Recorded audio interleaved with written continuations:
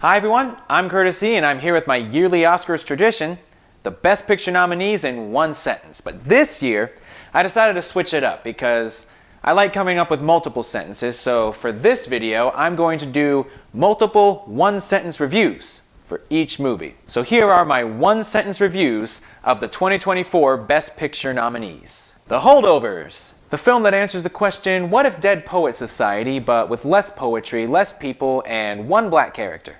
A movie that proves that not everyone who's privileged is privileged, and not everyone who's cranky is cranky. If you don't like Christmas movies, have I got the Christmas movie for you. The first movie to end with Paul Giamatti getting fired for lying since Big Fat Liar. Barbie. A movie that makes me scared to joke about it because I am a straight white man. The movie that was so good that it will certainly ruin movies for the next few years until Mattel realizes that this film didn't make $1 billion simply because it was based on a toy. A stellar smash hit movie that has led to one of the biggest pickles in Oscar history. Go ahead, give Best Picture to a movie based on a toy. See how your highbrow members like it. Go ahead, don't give Best Picture to this feminist movie. See how the internet likes it. That last part was in verbal parentheses, before the period. So still one sentence. Between this and the Eras movie, this was a great cinematic year for white women. How weird is it that we live in a world where Ryan Gosling's voice might win Oscars for 2 songs before he wins an Oscar for himself doing his primary skill of acting? American Fiction. A movie that makes me scared to joke about it because I am a straight white man. Never before have I seen a movie where the white people watching try to make it very clear to everyone else that they're laughing. The irony that the Academy nominated this movie when historically they've liked to nominate the kinds of films and roles that this movie satirizes is not lost on me.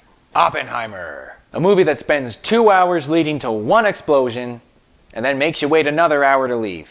Nice to know that Cillian Murphy being kidnapped by Christopher Nolan is finally paying off. Composers are very important because they can make a movie about men talking for 3 hours seem like something actually exciting is happening. The movie that continues to show that maybe Quentin Tarantino's foot obsession isn't that bad when you compare it with Christopher Nolan's obsession with fridging female characters. A movie with 52 male characters listed on its Wikipedia cast page, but the only character we see die is one of the 6 women.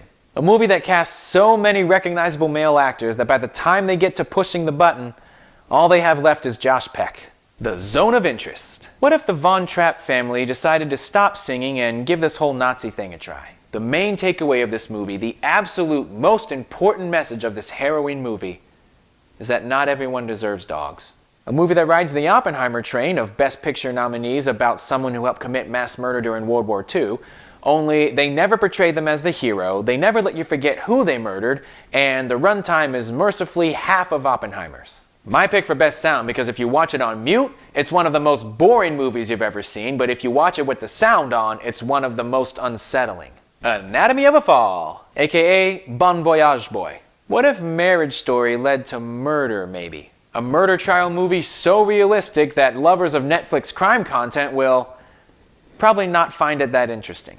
Look, everyone was talking about Margot Robbie getting snubbed for an acting Oscar, but why was nobody talking about the true acting Oscar injustice? And that was the egregious snubbing of Snoop. Man, between this and The Zone of Interest, this is a great year for Sandra Hüller. And for international films featuring doggos. Killers of the Flower Moon. Come see this harrowing true tale of the erasure of a wealthy Native American community that focuses on the greedy white men who murdered them. I went into this one thinking that Martin Scorsese had finally made something that wasn't a mob movie. Just to find out that, yeah, he made another mob movie. It was based on a true story, but there was one huge, glaring inaccuracy. And that was Leo DiCaprio being with a woman in her mid-30s. Between this, Prey, Echo, Reservation Dogs, it's been a pretty good couple of years for indigenous culture and media. But of course the Chiefs had to chop their way to some Super Bowls because progress can't happen too quickly now. How did we end up with 3 Best Picture nominees about white people who aided in the murder of an ethnic group? Maestro! Not the biggest fan of this one because it was a little too on the nose for me. AKA, for the love of God, stop f***ing smoking! Jumps on the Oppenheimer train of biopics set in World War II shot partially in black and white about a man with communist ties who cheats on his wife. A fun movie to watch with your eyes closed if you want to listen to a pretentious rocket raccoon with a cold for 2 hours. Want to learn about Leonard Bernstein's wife and his affairs with men, but not a single thing about why the FBI had over 800 pages on him?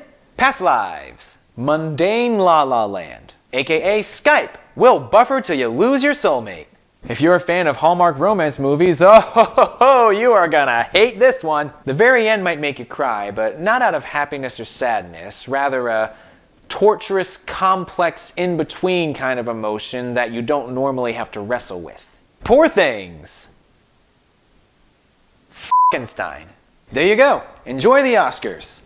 But can we all just agree now that if Barbie doesn't win Best Picture, which I am kinda hoping that it pulls an upset, you have every right to be upset, you have every right to wish that it won, but you can't jump on the internet and argue that it should have won unless you've seen all the other Best Picture nominees? Can we all just agree to do that now? No? Okay, didn't think so. I look forward to all your opinions.